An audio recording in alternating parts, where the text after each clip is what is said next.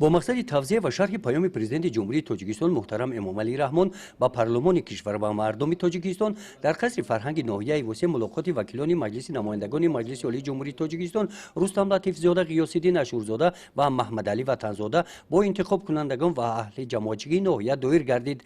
رئیس ناحیه وسه با چاره‌بینی آغاز بخشیده قید نمودند که امروزها وکیلان مجلس نمایندگان مجلس عالی جمهوری تاجیکستان طبق نقشه پیش بینی شده در شهر ناحیه‌های مملکت با انتخاب کنندگان شهر و تفسیر پیام پرزیدنت جمهوری تاجیکستان را با طور واضح و روشن فهمانیده ایستادند. در برآمد وکیلان مجلس نمایندگان مجلس عالی تاجیکستان پیام پرزیدنت جمهوری تاجیکستان شهر داده شده تاکید کرده شد که پیام پرزیدنت جمهوری تاجیکستان این حجت یک ساله نبوده بلکه دائمی است. در پیام وظیفه‌ها نتیجه‌های سال گذشته جنببست گردیده وظیفه‌ها برای سال‌های آینده معین کرده شدند.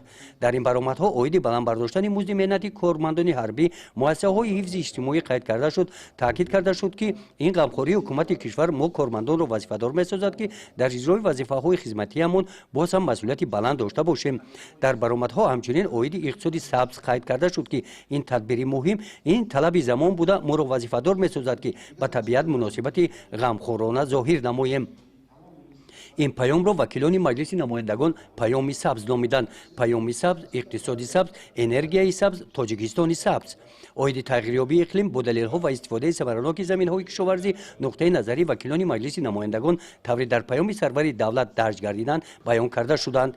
وکیلان مجلس نمایندگان همچنین درباره استفاده صرفه‌کارانه نیروی برق توجه ظاهر نموده عاید نقشه‌های آینده حکومت کشور در این سمت و به کار درآوردن اگریگات‌های نیروگاه‌های برقی سخن کردند. وکیلان مجلس نمایندگان مجلس عالی جمهوری تاجیکستان در ملاقات با انتخاب کنندگان همچنین از فعالیت سالانه حساب دادند. گزارش خواجه نظریف خدای نظر ظهوروف از ناحیه واسه برای برنامه اطلاعاتی نوید.